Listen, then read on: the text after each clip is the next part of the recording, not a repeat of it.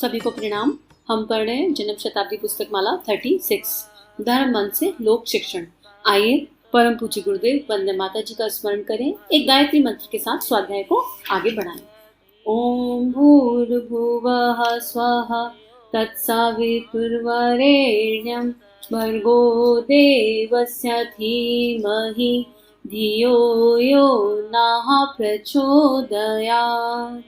गुरुदेव बहुत सुंदर स्वाध्याय करा रहे हैं और कितनी इम्पोर्टेंट कि गुरुदेव आवाहन कर रहे हैं पूंजीपतियों का और कला का, कि किस प्रतिभा का, कि अगर आपके पास प्रतिभा है, आपके पास कला है, तो आप आगे आइए और अपनी कला का, अपनी प्रतिभा का देश के, समाज के, राष्ट्र के हित में उपयोग कीजिए। पैसे से पैसा मत बनाइए। और इसी में गुरुदेव आप आगे बता रहे हैं कि युग निर्माण योजना के अगले कदम क्या होंगे। साथियों, मैं इन बातों में यकीन नहीं करता जिनको घिराव कहते हैं या दूसरा तरीका कहते हैं या सरकार से दूसरे झगड़े मोल लेना कहते हैं। मैं तो वोटर के पास जाना चाहता हूँ। युग निर्माण योजना को वोटर के पास जाना चाहिए, क्योंकि प्रजातंत्र की सारी शक्ति तो वोटरों के पास है। वोटरों को समझाना पड़ेगा कि उनको अपना प्रतिनिधि किन्हें चुनना चाहिए, उनको वोट किन सिद्धांतों के लिए देना चाहिए। जात बिरादरी के नाम पर नहीं, मेल मुलाकात के नाम पर नहीं, किसी के नाम पर भी नहीं, पैसे के नाम पर भी नहीं, सूरत के नाम पर भी नहीं, देश, धर्म, संस्कृति और समाज के उत्थान के नाम पर वोट देने के लिए उनको आगे आना पड़ेगा। इसलिए हमको जनता का द्वार खटखटाना पड़ेगा। हम जनता का द्वार खटखटाएंगे। युग निर्माण योजना इसके लिए अपने कदम आगे बढ़ाएगी। उसका कार्य क्षेत्र अगले दिनों साहित्य भी होगा, उसका कार्य क्षेत्र अगले दिनों कला भी होगा, उसका कार्य क्षेत्र अगले दिनों अर्थव्यवस्था भी होगा, उसका कार्य क्षेत्र अगले दिनों राजनीति भी होगा। अब यहाँ पर एक तरह से साधकों का आह्वान है, यहाँ पर उन लोगों का आह्वान है जो गुरु को फॉलो करते हैं, गुरु की मानते हैं और जिनको पता है कि सही क्या है, गलत क्या है। तो यूजली ऐसा होता है कि जब आप साधना के क्षेत्र पे आगे बढ़ते हो तो एक टाइम पर आकर आपका मन करता है अपने शैल में घुसकर बैठ जाओ, बस अंतर्मुखी होकर बैठ जाओ। क्या ही करना है बाहर जाकर, क्या ही करना है समाज में, संसार में निकलकर। पर नहीं, गुरुदेव मना कर रहे हैं इसके लिए। गुरुदेव कह रहे नहीं, हर कोई बाहर आए। अगर प्रतिभा है तो बिना ये सोचे कि पास होंगे कि फेल होंगे, बिना ये सोचे कि हिट होंगे कि नहीं होंगे, बिना कोई भी नेम फेम की इच्छा के, बिना किसी रुपए पैसे की इच्छा के उस प्रतिभा को समाज के खेत में बोना शुरू कर दीजिए। क्या ही अंतर पड़ता है। मान लो अगर हमने कुछ करना शुरू किया, ठीक है, कोई अच्छा काम करना शुरू किया, तो एक तो हमारी प्रतिभा निखरेगी, जितना हम करेंगे उतना हमारी प्रतिभा निखरेगी, ठीक है। और सेकंड स्टेप पर क्या होगा, अगर उस प्रतिभा के माध्यम से हो सकता है ज्यादा लोगों को अंतर ना पड़े, पर अगर जीवन भर में अगर किसी एक के जीवन में भी परिवर्तन आता है तो क्या ही फर्क पड़ गया। अपने को काउंट से तो कोई लेना देना नहीं है। तो अब फिर सेकंड उसमें गुरुदेव कह रहे हैं कि युग निर्माण योजना को वोटरों को का दरवाजा खटखटाना है। अभी बहुत सारा ऐसा वर्ग है जो वोट नहीं देता है और ये बहुत बहुत बहुत गलत बात है। हमको देना चाहिए। हालांकि मुझे मतलब ऐसा लगता है कि सब कहेंगे बहुत सारी मजबूरी है, हम अपने शहर में नहीं रहते, हम यहाँ नहीं रहते, पर इस दिशा में भी हमें एफर्ट्स लगाना चाहिए। और अगर आपने अब तक वोट कभी नहीं दिया है या आप नहीं देते हैं तो सूक्ष्म में ब्रह्मांड से, अपने देश से क्षमा मांगनी चाहिए। तो क्षमा भाव के साथ जो है गुरुदेव क्षमा मांगे और फिर आगे सोचिए कि अगर हमको समझ आ गई है, हमको वोट की इंपॉर्टेंस समझ में आ रही है, तो हमको वोट किस बिहाफ पर देना है। हमको वोट देना है केवल ऐसे इंसान को, ऐसे व्यक्तित्व को जो देश को, धर्म को और संस्कृति को ऊपर उठा सके। केवल ये हमारा वोट देने का पैरामीटर होना चाहिए। हमारे वोट देने का पैरामीटर कोई पर्टिकुलर पार्टी, कोई लोग, कोई लालच नहीं होना चाहिए। उसके बाद क्योंकि युग निर्माण योजना दरवाजा खटखटा रही है कलाकारों का, साहित्यकारों का, अर्थव्यवस्था में भी एंटर करना और हर जगह एंटर करना है, हर कार्य क्षेत्र में। क्योंकि खाली सरकार मिलकर क्या कर लेगी, खाली धर्म, अगर खाली कर्मकांड के स्तर पर चलेंगे तो भी क्या होगा, नहीं हो सकता। और इसीलिए आह्वान है, सबका आह्वान है, पूंजीपतियों का भी आह्वान है, धनवानों का भी आह्वान है, कला का भी आह्वान है। अब मान लो कोई ऐसा भी कह सकता है कि अरे हम अपना पैसा कमा रहे हैं इतनी मेहनत से, हम क्यों ही लगाएं इस पैसे को कहीं पर, और हम इससे हमें क्या लाभ होगा। तो इसको एक एग्जाम्पल से समझिए कि हमको अमीर बनना है कि अमर बनना है।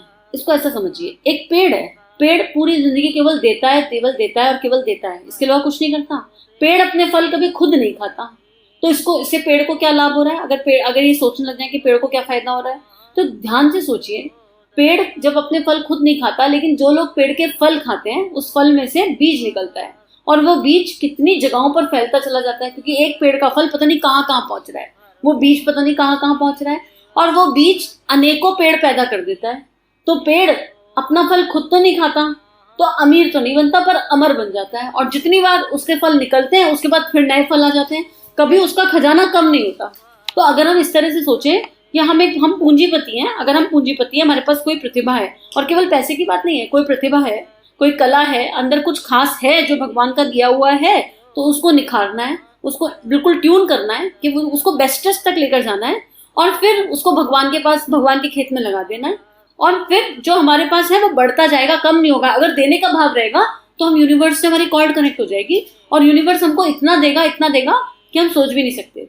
इसको एक स्टोरी के माध्यम से समझते हैं तो और आपको इंटरेस्टिंग लगेगा और समझ में आएगा कि कैसे एक आदमी था, उस लकड़ी काट के अपना गुजारा करता था, पर वो कितनी भी मेहनत कर ले उसको खाना नहीं मिलता था, एक टाइम भी भर पेट भोजन उसको नसीब नहीं होता था, और वो बहुत, इससे थोड़ा सा उसका मन अपसेट रहता था, किसी का भी रहेगा, पर वो ऑप्टिमिस्टिक था, पॉजिटिव था, तो उसको लगता था कि कोई ना कोई व्यवस्था तो भगवान ने मेरे लिए बना ही रखी होगी। एक दिन जब वो लकड़ी काट रहा था तो एक संत निकले उधर से, तो उसे बड़े तेजस्वी लगे, तो उसने उन संत से कहा कि मेरा एक प्रश्न है, आप तो संत हैं, आपका तो भगवान से डायरेक्ट संपर्क होगा, तो मेरी प्रार्थना भगवान तक पहुंचा दीजिए, और मुझे ये पूछकर बता दीजिए कि इतनी मेहनत करने के बाद भी मेरे को एक टाइम भरपेट भोजन क्यों नहीं मिलता। तो संत ने कहा, निश्चित रूप से मुझे कुछ समझ में आएगा तो मैं तुम्हें बताऊंगा। एक हफ्ते बाद संत उधर से निकले, और संत ने कहा कि मुझे ऐसा भाव मिला है कि तुम्हारे जीवन में, तुम्हारे हिस्से में केवल एक बोरी अनाज है पूरे जीवन, जितनी भी तुम्हारी सांसें हैं, जितना भी तुम्हारा जीवन है, और इसलिए तुमको भरपेट भोजन नहीं मिलता कि वो एक बोरी अनाज जो है वो डिवाइड हो गया है तुम्हारे लिए, कि तुम्हारा जीवन भर जीवन कट जाए। तो उसने बहुत दिल से कहा संत से कि आप एक काम करो, आप भगवान जी से कह दो कि मुझे मेरा एक बोरी अनाज एक बार में ही दे दें। तो संत ने कहा, अच्छा ठीक है। संत दयालु कृपालु होते हैं, उन्होंने भगवान से प्रार्थना कर दी कि जो ये कह रहा है अगर ठीक है इसके लिए तो कर दीजिए। और वो कुछ दिन बाद जब सोकर उठा तो उसने देखा कि उसके कमरे में एक बोरी अनाज रखा है। अब यहाँ उसने क्या किया, उसके पास एक बोरी अनाज था, उसने जो है गैस का इंतजाम किया, भट्टी का इंतजाम किया, और पूरा अनाज बना के उसके जैसे जितने भी लोग आसपास थे सबको न्योता भेज दिया, खुल के, एक भंडारे के जैसे, कि जिन्होंने भरपेट भोजन नहीं किया कई दिनों से वो आ जाएं, जिन्होंने भरपेट भोजन नहीं किया कई दिनों से वो आ जाएं। और सबने खूब छिक्कर खाया, खूब अच्छे से खाया, सब लोगों ने खूब उसे दुआएं दी, और सब लोग चले गए। अगले दिन वो उठा तो उसके घर में 2 बोरी अनाज था। उसने कोई इफ ना बट, उसे कुछ समझ नहीं आया ना, उसने कोई क्वेश्चन किया, उसने वापस से भंडारा कर दिया और लंगर कर दिया, और फिर और लोगों को इन्वाइट किया, सिलसिला चलता रहा। अब वो जब उठता तो उसके घर में अगले दिन 4 बोरी, ऐसे 10 बोरी। अब उसने लकड़ी काटना तो छोड़ दिया, लोग उसके यहाँ हेल्प करने आने लगे, भाई इसके यहाँ भंडारा होता है रोज, हम कर दें, इसके यहाँ भंडारा होता है। एक हफ्ते बाद संत आए तो देखते हैं कि वहां तो जो है 100 आदमी खाना खा रहे हैं। तो संत को तो बात समझ में आई नहीं, उनको लगा भगवान ने उनको झूठा सिद्ध कर दिया। तो भगवान के पास गए और भगवान से बोला उन्होंने कि आपने कहा था इसके पूरे भाग्य में एक बोरी अनाज है, और ये क्या हो रहा है इसके साथ, ये तो जो है 100 को खाना खिला रहा है, खुद तो भरपेट खा ही रहा है, 100 लोगों को और खिला रहा है। तो भगवान ने मुस्कुराते हुए कहा कि उसको उसका एक बोरी मिल गया था, लेकिन उसके मन में संग्रह का भाव नहीं आया, उसके मन में बह नहीं आया कि अरे मेरे तो पूरे जीवन का यही है, तो मैं इसको जोड़ जोड़ के रख लूं, और मैं इसे जोड़ लूं, और फिर मैं इसको जोड़ूंगा तो मुझे जो है पूरी जिंदगी मिल जाएगा। उसने सोचा कि मेरे जीवन में एक बोरी अनाज है ना, और मेरे जैसे कितने भूखे कितने हैं, तो कम से कम मेरे जैसे लोगों को एक टाइम खाने का सुकून तो मिल जाए, और दिल से मिल जाए। आगे की आगे देखी जाएगी, मर जाएंगे ज्यादा से ज्यादा तो क्या ही होगा, मर जाए, एक जीवन जितना जीवन है उतना तो श्रेष्ठता से जी कर जाए। तो उसका देने का भाव इतनी प्रबलता से जागृत हो गया, उसके अंदर की करुणा संवेदना इतनी प्रबलता से जागृत हो गई कि उसने ये सोचा ही नहीं कि मेरा क्या होगा आगे। उसने सोचा मेरे जैसे जितने भी हैं जिनको आज तक एक भरपेट भोजन नहीं मिला, उनको आज ये खुशी देनी है। अब जो उसके पास इतनी सारी बोरियां अनाज आता है वो उन लोगों का आता है जिनके हिस्से में भोजन है पर देने के लिए कोई माध्यम नहीं है, तो अब वो मेरा माध्यम बन गया है, और जो देगा उसको तो कभी कम पड़ेगा नहीं। तो आप सोचो कितनी खूबसूरती से ये स्टोरी बता रही है कि हमको संग्रह नहीं करना है, रिक्वायरमेंट और लग्जरी का अंतर, नीड और ग्रीड का अंतर समझना है, चाहे फिर वो प्रतिभा हो, चाहे फिर वो पैसा हो, चाहे फिर वो कला हो, चाहे फिर वो कौशल हो। और पैसे से पैसा बनाने की होड़ में गलत जगह इन्वेस्ट नहीं करना है कि वहां देश को, राष्ट्र को कुछ कंट्रीब्यूट नहीं कर रहे हैं और खोल के बैठ गए तंबाकू बीड़ी की फैक्ट्री, है ना, या होटल ही खोल लिया, उसमें भी नॉनवेज सर्व कर दिया। विवेक का इस्तेमाल करना है हर जगह कि हम क्या कर रहे हैं, तभी हम एक अच्छे नागरिक, एक अच्छे मनुष्य कह पाएंगे। क्योंकि धरती पर जन्म हुआ है तो यूं ही तो नहीं हुआ कि जन्म लिया, पैदा हुए, बच्चे पाले और मर गए, इसलिए तो नहीं आए इस दुनिया में। कुछ तो श्रेष्ठ करने आए हैं, कुछ तो अच्छा करने आए हैं, और वो कर जाएंगे, और अपने बच्चों में भी वो संस्कार डालकर जाएंगे कि वो बच्चे उसको कैरी करें, एक श्रेष्ठ मानव बने, एक श्रेष्ठ मनुष्य बन जाए बच्चा हमारा। इससे ज्यादा किसी को क्या ही चाहिए होगा जीवन में। तो इसी को गुरुदेव आगे लिख रहे हैं युग निर्माण योजना के तहत। मित्रों, इस तरह से युग निर्माण योजना का स्वरूप जो पहले की किसी समय परिस्थिति के अनुरूप धर्म के रूप में प्रारंभ हुआ था, अब इसका क्षेत्र बढ़ता ही चला जाएगा। अभी तक बढ़ते बढ़ते हम इस स्थिति में आ गए हैं कि कल नहीं तो परसों अपने लक्ष्य तक पहुंच ही जाएंगे। जब मनुष्य में देवत्व का उदय किया जाएगा और पृथ्वी पर स्वर्ग का अवतरण किया जाएगा, समग्र शांति और प्रगति इसी तरीके से आएगी, समस्याओं का हल इसी तरीके से होगा। यही युग निर्माण योजना का लक्ष्य है, जिसके लिए हम प्रयत्नशील हैं और आप सबको उन प्रयत्नों में सहयोगी होना ही चाहिए। गुरुदेव का भाव पढ़ के अश्रु आ जाते हैं कि कितना सुंदर जीवन होगा जब हर मनुष्य में देवत्व का जागरण हो जाएगा। देवता कौन होते हैं? जो देने वाले होते हैं। कोई भी मनुष्य स्वार्थ के लिए नहीं जिएगा।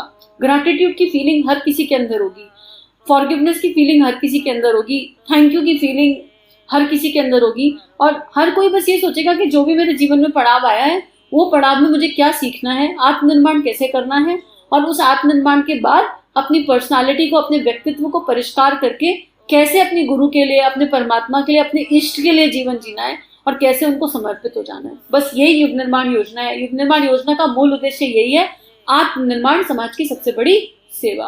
तो आज के लिए इतना ही स्वागत है। हम सभी का जीवन गुरु तत्व के दिव्य सूक्ष्म सानिध्य में मंगलमय है। आप सभी की चेतना को कोटि कोटि नमन। हमारे YouTube चैनल को सब्सक्राइब कीजिए और बेल आइकन पर क्लिक कीजिए ताकि आने वाली सभी वीडियो की नोटिफिकेशन आपको मिलती रहे। आप सभी को बहुत बहुत थैंक यू।